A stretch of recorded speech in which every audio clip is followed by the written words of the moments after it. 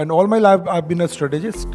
So thinking of people, what moves people, connecting that to brands and business.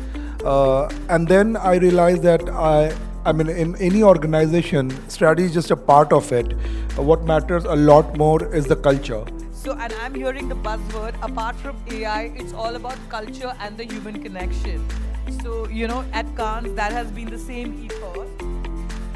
And many brands today want to stand for something bigger. How can they build purpose in a way that feels real and not performative? I think purpose for me has to be acted upon, right? If you're leveraging purpose for your commercial benefit and you don't have a real commitment to the purpose, then you will be called out in today's world. But if it's like we built Whisper, which is a sanitary hygiene brand in India, which is always globally, and one of the things we did was we brought back the chapter on menstruation to Indian schools because that was missing, right? That was our campaign. So we lobbied with the government, we changed the textbooks, we wrote that chapter, brought that back in, and so that's a purpose, but it's in the line of my business and I'm committing resources to it.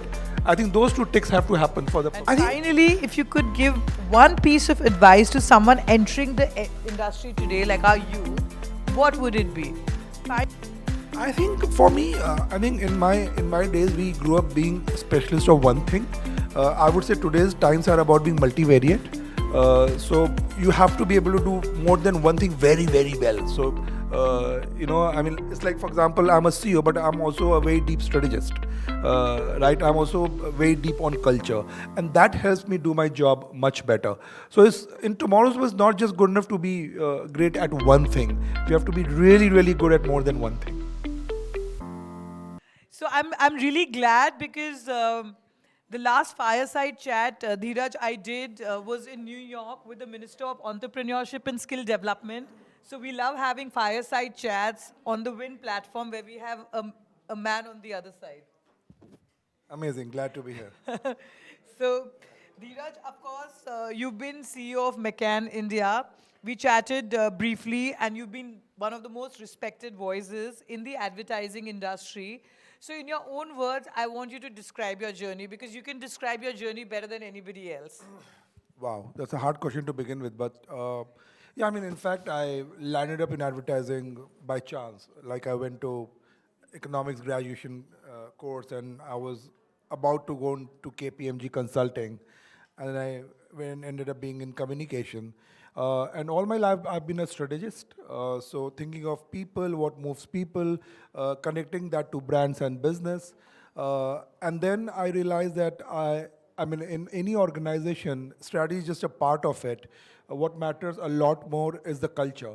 And I thought that being a CEO would help me maneuver the culture. And that's when I moved from a strategy role to a culture role, built two creative agencies in India, Leo Burnett and FCB, both number one at Cannes year after year, high growth agencies. Yeah, that's been written two books in between about India. So yeah, yeah. And I love the fact you said culture because we just hosted something in London and culture played an important role along with capital and climate. So, and I'm hearing the buzzword, apart from AI, it's all about culture and the human connection.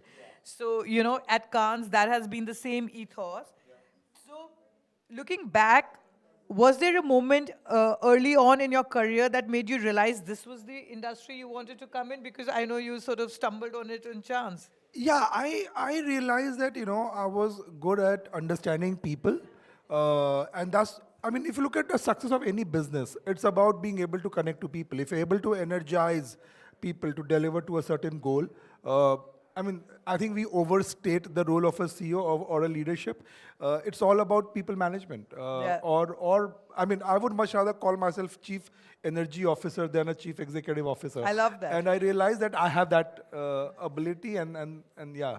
So I just want to tell you the power of human connection. And for some of you who've joined us now, WIN today has 10,000 women global leaders across 50 geographies, and we barely do see any Indians here.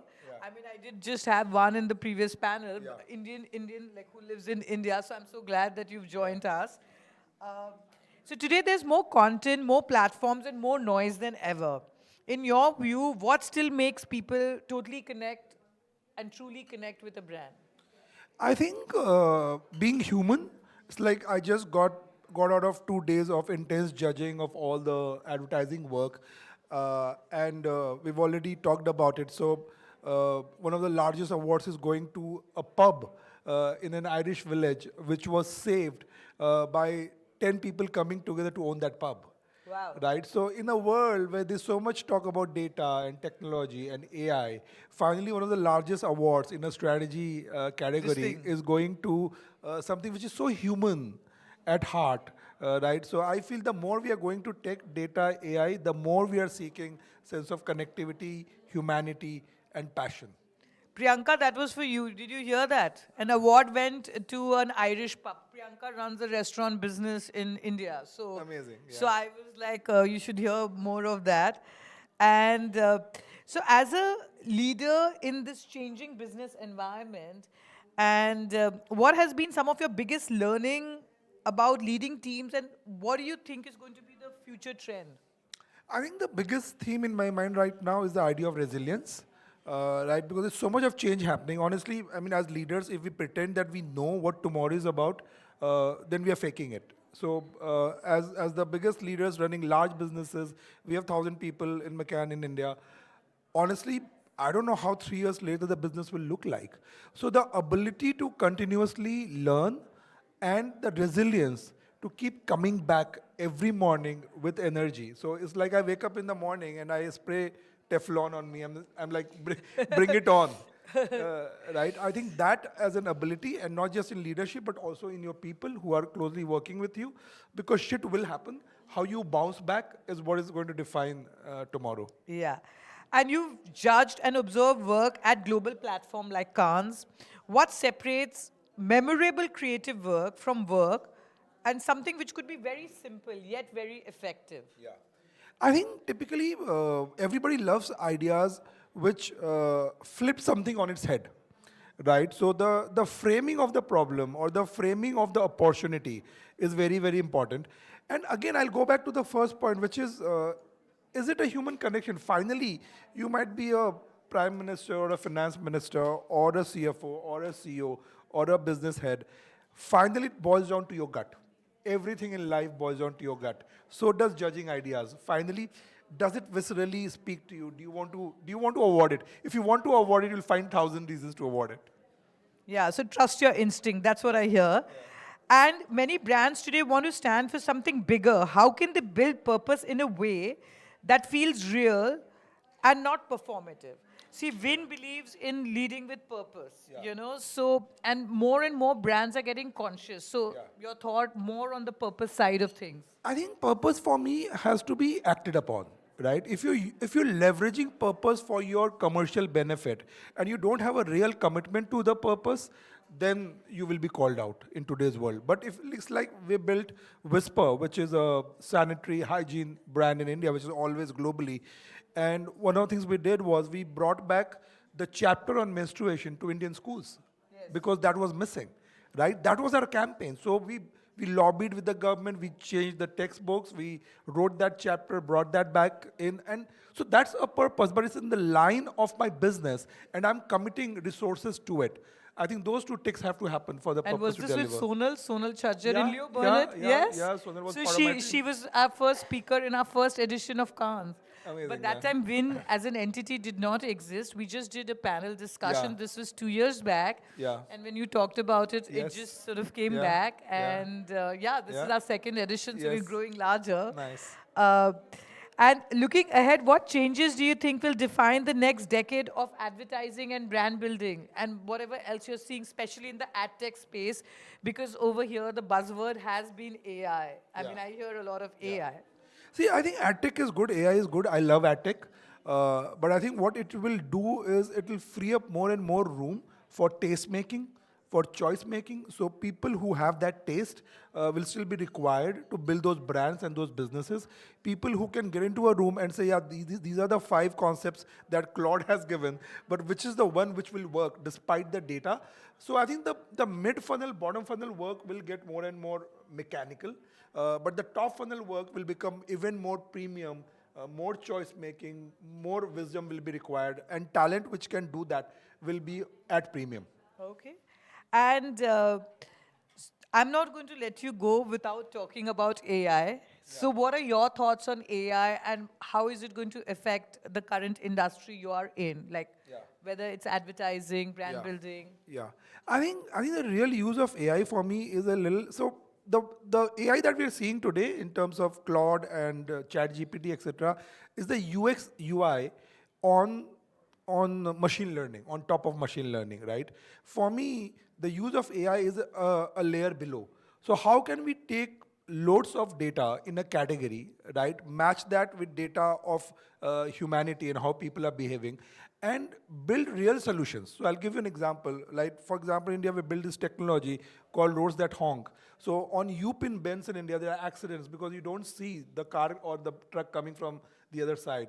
So we put two posts on the either side of the U-pin bend in hilly regions. So one of the posts will map the car coming and honk on the other side. Now that's a solution that technology is enabling and you're solving for a problem you otherwise cannot.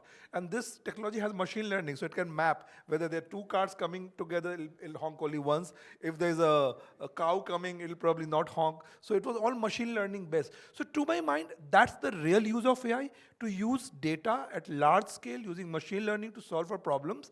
What we are experiencing right now of AI is the consumer version, which is the Claude and Chat GPT and so on and so forth. That's just the interface. And that's just one third of the AI possibility. You do know that Win is coming up with its own AI layered platform, which is going to Amazing. connect all our leaders globally from different geographies. So Amazing. we'll talk more about Yeah, it. for sure, yeah.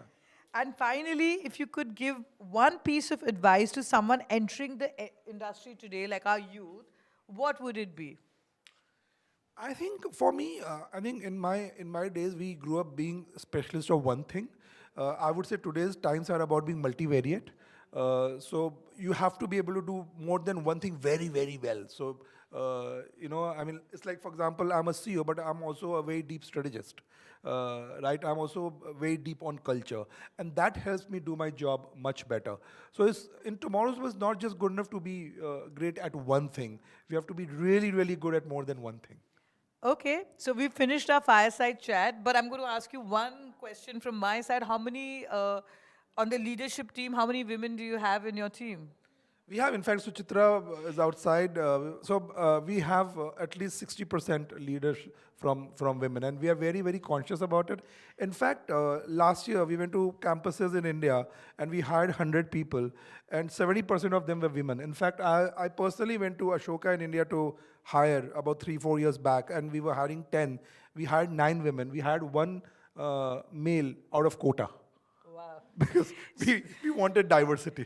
So So. I'm sure everybody is going to love that answer, and I would really encourage because I think many people wanted to sort of meet up with you. So I would like to encourage everybody to sort of come to you, and sort of just ask you some questions because many people were looking forward to the Sure. conversation. Thank you so much for Thank you so joining. much. Thank you.